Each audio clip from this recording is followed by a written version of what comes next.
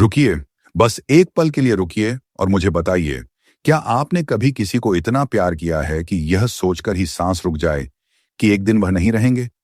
क्या आपने कभी रात के सबसे संगीत गहरे अंधेरे में, जब सब सो रहे हों और आप अकेले जाग रहे हों, यह सवाल पूछा है खुद से, अगर वह चले गए तो क्या हम दोबारा कभी मिलेंगे? यह सवाल छोटा नहीं है। यह सवाल इंसान के दिल की सबसे गहरी संगीत तकलीफ से उठता है। और आज इस वीडियो में मैं आपको वह जवाब दूंगा जो शायद आपने पहले कभी इस तरह नहीं सुना।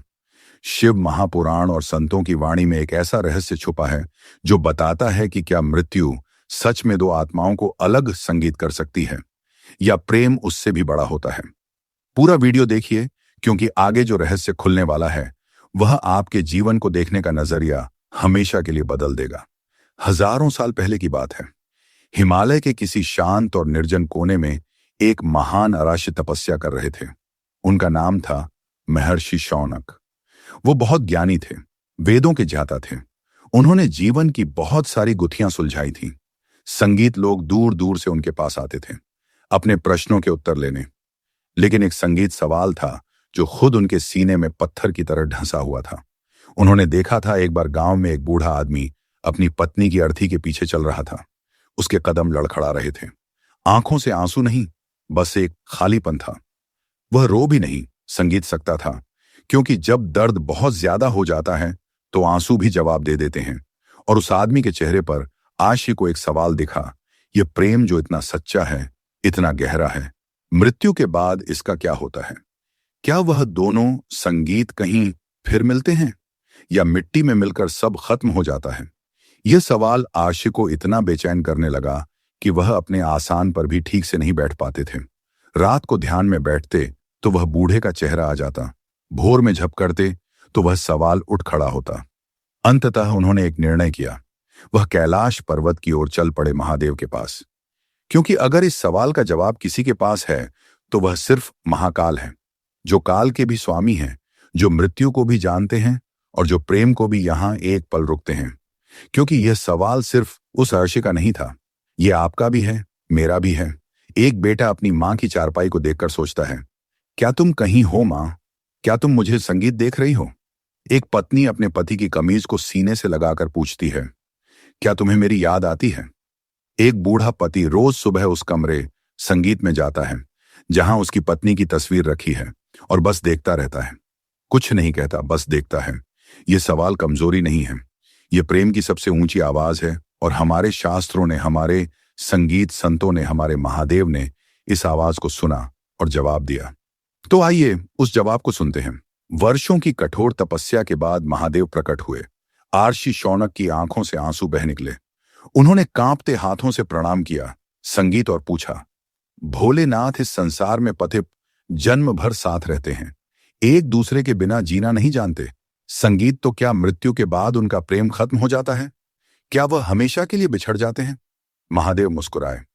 संगीत, वह मुस्कुराहट जो तब आती है जब कोई सच में सही सवाल पूछे। और फिर उन्होंने कहा, मुनिवर, इस संसार में दो तरह के संबंध होते हैं, एक जो शरीर से बनते हैं और दूसरे जो आत्मा से बनते हैं। जो शरीर से बनते हैं वह शरीर के साथ खत्म हो जाते हैं, लेकिन जो आत्मा से बनते हैं उन्हें मृत्यु संगीत छू भी नहीं सकती। जरा सोचिए इस बात को। हम सोचते हैं कि प्रेम आंखों से होता है, हाथों से होता है, आवाज से होता है, लेकिन महादेव कह रहे हैं, असली प्रेम तो आत्मा से होता है, और आत्मा कभी मरती नहीं।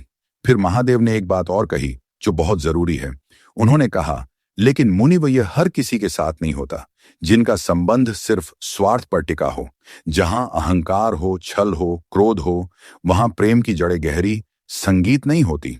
और जब मृत्यु आती है वह आत्माएं अलग अलग दिशाओं में निकल जाती हैं। जैसे धुआं, संगीत हवा में बिखर जाता है।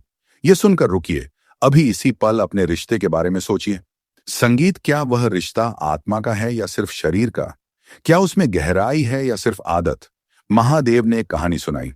संगीत, एक गांव में एक जोड़ा रहता था। पति का नाम था गंगाधर, पत्नी का नाम था रामकली। ना उनके पास बड़ा घर था, ना धन दौलत, ना कोई ऊंचा ओहदा। गंगाधर दिन भर संगीत खेतों में काम करता, मिट्टी में हाथ डालता, पसीना बहाता, और शाम को जब घर लौटता रामकली दरवाजे पर खड़ी होती गंगाधर कुछ कहता नहीं था। रामकली कुछ पूछती नहीं थी, बस उसके चेहरे को देखती और समझ जाती। संगीत, आज दिन अच्छा रहा या आज कुछ भारी था, मन पर यह है असली प्रेम, बिना शब्दों के पढ़ लेना। जब रामकली किसी बात से परेशान होती, गंगाधर संगीत उसके पास बस बैठ जाता, कुछ नहीं कहता, बस होता वहां, क्योंकि कभी कभी संगीत साथ होना ही काफी होता है। हर सुबह दोनों मिलकर भगवान का नाम लेते, एक दीपक जलाते और एक दूसरे संगीत के लिए प्रार्थना करते। यही उनकी दिनचर्या थी।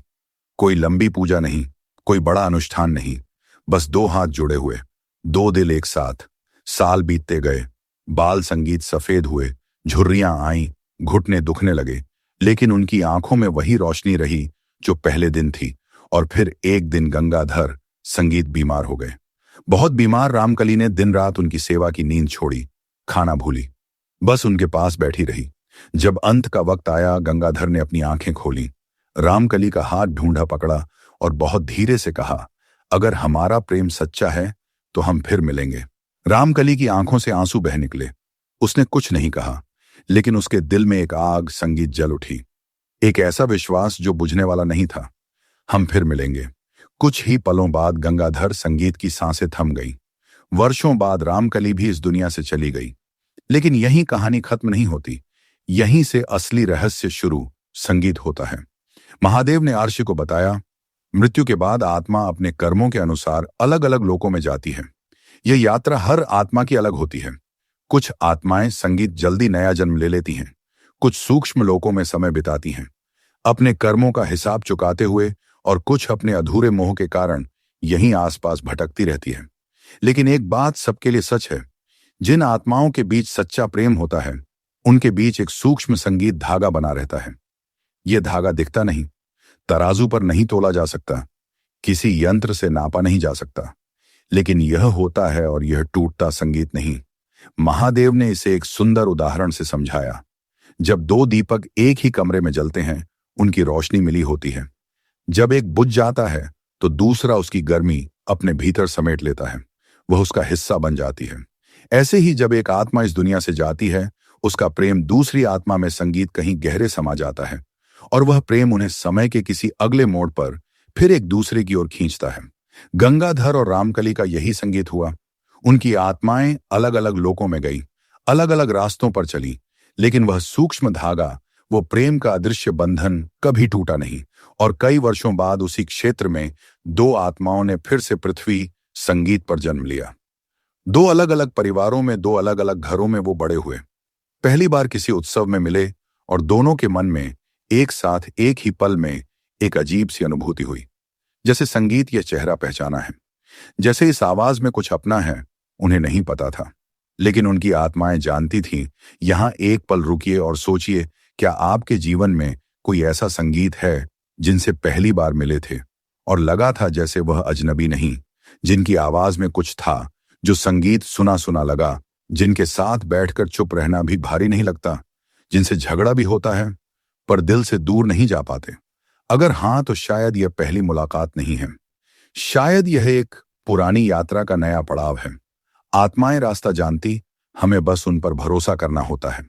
अब यहां आर्षि शौनक ने वही सवाल पूछा जो आप भी शायद पूछना चाहते हैं, महादेव, क्या यह हर पति पत्नी के साथ होता है?